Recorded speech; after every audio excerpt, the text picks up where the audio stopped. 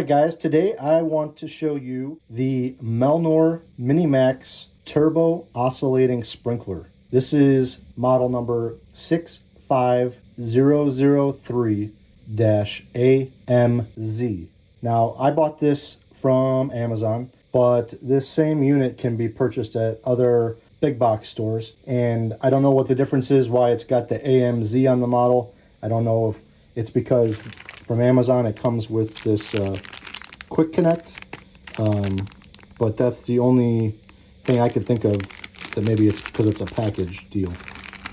One thing to note is that it comes with this quick connect, but it's just the product adapter. It doesn't come with any other pieces, and that's, you know, I guess by design, because they're thinking maybe you bought into the system already and you already have the female side of it. See, it takes two pieces. So you have this piece in the package and you need this piece for it to work. You don't need this. I've been using this for almost 5 years without the quick connect. So just let it be known that you only get the male portion and not both halves of this quick connect. So here's the sprinkler. Again, I've had this one for 5 years and I love it for a few reasons. One is it has a very narrow path that you can adjust it to, and it has far more adjustments than any other sprinkler I've owned with the oscillating type. So it's got this adjustment here, and this will adjust how far the oscillation comes in this direction. So if you want it to go straight up, stop, and then go back this way, you could do that. It has one on the other side, so you could do the same. So if you set it like this, you know, it would just kind of go back and forth like that. You have the option of putting it all the way down, and it'll go far out and far back. And then it has these two adjustments, and it's much easier to see when we do it with water on. But this, you can see how it adjusts the angle of these outside nozzles. See how they fan out further? So you can adjust in both directions independently how far it goes to the right or the left. So the reason I bought this, me specifically, is for the side yard next to my house. It's only 5 or 6 feet wide, and it's the width of my, you know, the length of it is the width of my house, and it's really hard to find a sprinkler that can effectively water the grass without blasting either my neighbor's driveway or my house. If you've got a sprinkler that it just sits stationary in the middle and, you know, it sprays in a circular pattern, you can't water a long rectangular area without hitting the house or hitting the driveway. So I bought this just for my side yard, but I also learned that I have a small front yard, and this will actually water the entire front yard as well. The last adjustment is here. You can control the water pressure. So this would be pretty much off. I think it might actually shut it all the way off, and then you could turn it all the way up. So if you want to, depending on how far you want the water to throw. It's got a nice sturdy base. When it's sitting on your grass, it's not going to want to twist. The water pressure isn't going to push it in one direction and take it off of aim. It also can rotate 360 degrees. So, you know, if your base is there and you're like, I just need it to move just a little bit, just one click and get it nice and straight. So as for dimensions, it is just over 9.5 inches wide. Not quite 9 3/4. It's about, I'd say, 9 5/8. And this way it is almost 10.5, maybe a 1/16 shy. Now these rails here are just under an inch. They're about 7/8 of an inch. That could be useful if you're looking to put some like garden stakes in there, something to hold it down. It also comes with a cap because you could potentially run your garden hose into this side and run another garden hose out this side to another sprinkler.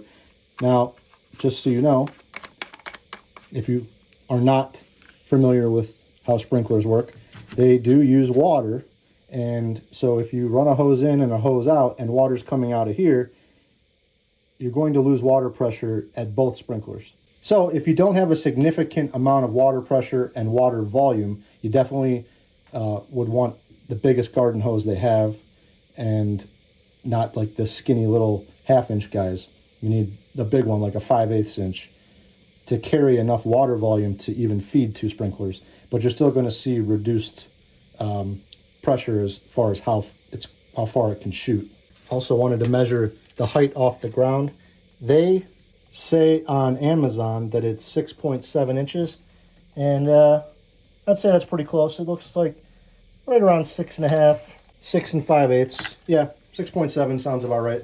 Now they also claim that this can cover a area that is 69 feet by 58 feet. That comes out to just over 4,000 square feet. They also say that in order to hit that area of coverage, you need 65 PSI water pressure. Now, I don't know how much my water pressure is. I don't think it's that high. We have pretty good water pressure here, but again, I don't think it's 65. I don't personally own a gauge, so I can't test that today, but I am going to set it up in some known areas and determine approximately how much square footage it's covering from there. So let's get it set up and see how well it works. All right, so here we are in my backyard, and I always like to set up a sprinkler with a little ball shut off here so that I'm not going to get soaked, and I can just turn the water on here at this point. So I'm going to set this all the way up so it doesn't come back at me, hopefully. And this shut off on the side, it does not shut it off. It reduces it, but this is all the way down on the minus side, and it's not turning off the water. It still comes on. But if you turn it on and then turn it to the plus, it gets much more pressure.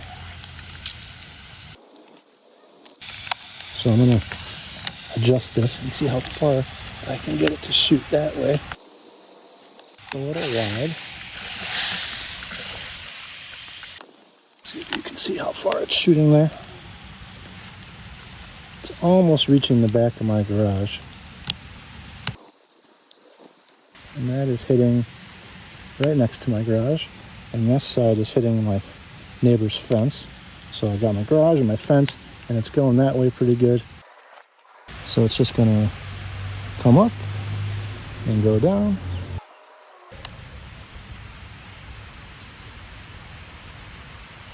All right, I'm gonna change this so it goes towards my house. See how close it gets to my roof flower bed.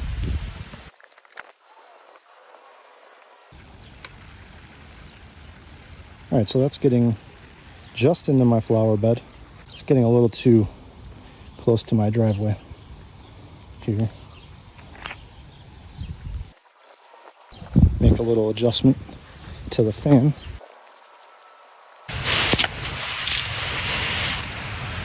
That looks pretty good. Now I'm in the back of my yard. I want to see how far it sprays. I could probably move it a little bit closer to me. It's getting into my flower bed where I don't need it. Got in-ground sprinklers there. So it got to about right here, which I feel like if it wasn't windy out, it would get a little bit further. It's hard to see on the camera, but it's getting to the back of my neighbor's wood fence is about how far it's spraying. So it sprayed from about just into my flower bed to about 10 feet short of the back of my garage. And that comes out, this is 30 feet across, and that's 60 feet from the bed to where it stopped. That's far short of the 4,000 square feet that they talk about. All right, I'm at the side of my house, and you can see how small my side yard is. It's probably about 6 feet. And this is why I bought the sprinkler, because it will water this wonderfully. So I'm going to make these as small as possible. turn the water on. Turn down the pressure a little bit. All right, now I need to adjust this so that the water hits side to side.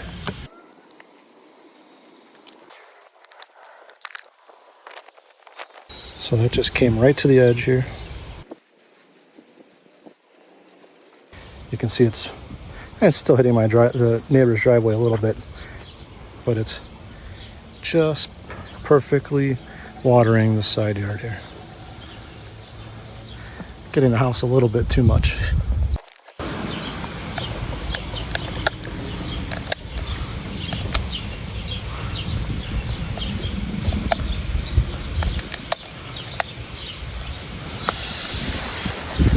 Let's see how that goes.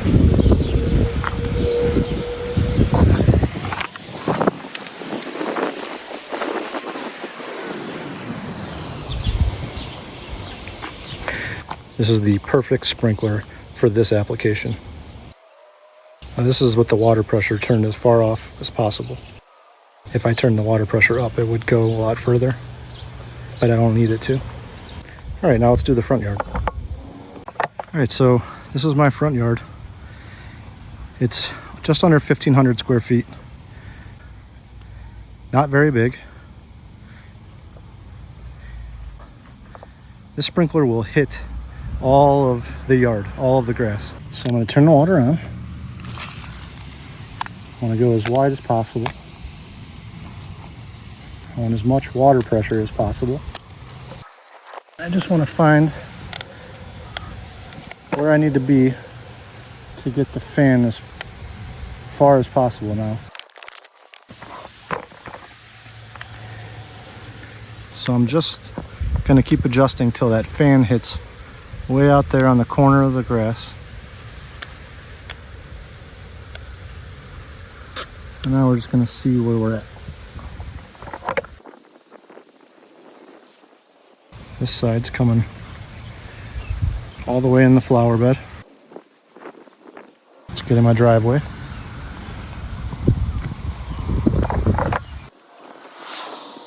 Coming almost out here. It's not quite hitting the street. So I want to move it a little bit closer towards the street because I don't need to water my flower bed. All right, you can hear it hitting the street now. And it's coming all the way to the corner. And getting my driveway pretty good. I can adjust it just a little bit, I think. But if you got a small yard like mine,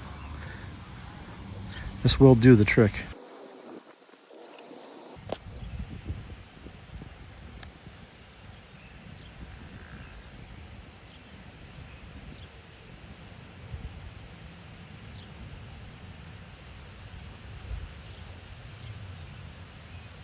All right, I adjusted it so that hopefully it doesn't hit too much of my driveway and waste all that water. You want to come just close to the edge. You don't have to go into the driveway. And that was a little bit too short.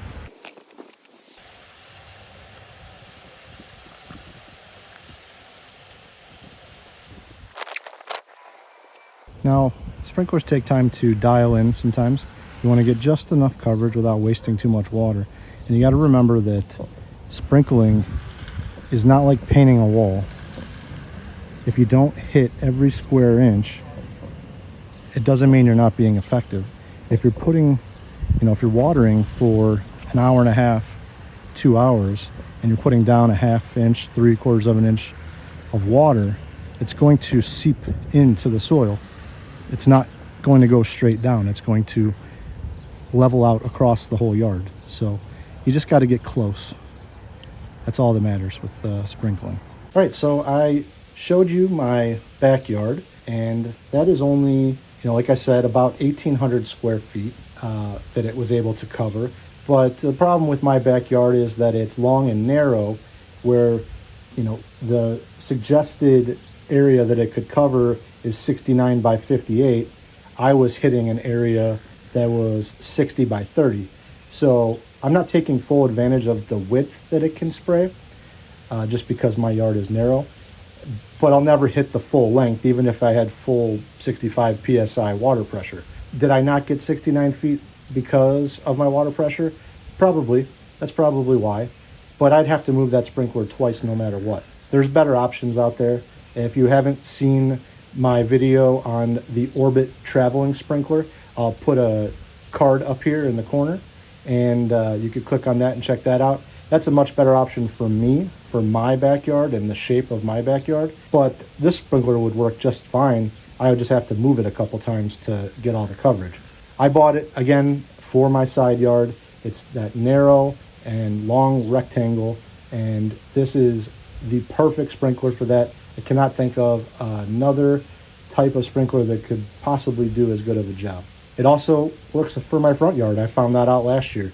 I have a rotary sprinkler that I had been using for the front yard, but this oscillating sprinkler was just fine. So, you know, you would think that with all the sprinklers I've got that I'd have the greenest grass on the block.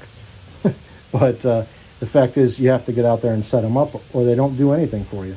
So I hope that me putting it through its paces helped you visualize whether or not it was something that would be useful for you. If you liked the video, please don't forget to give it a thumbs up. And if you want to see more content like this, you could also hit the subscribe button. I hope this helped you make a decision. Thanks for watching.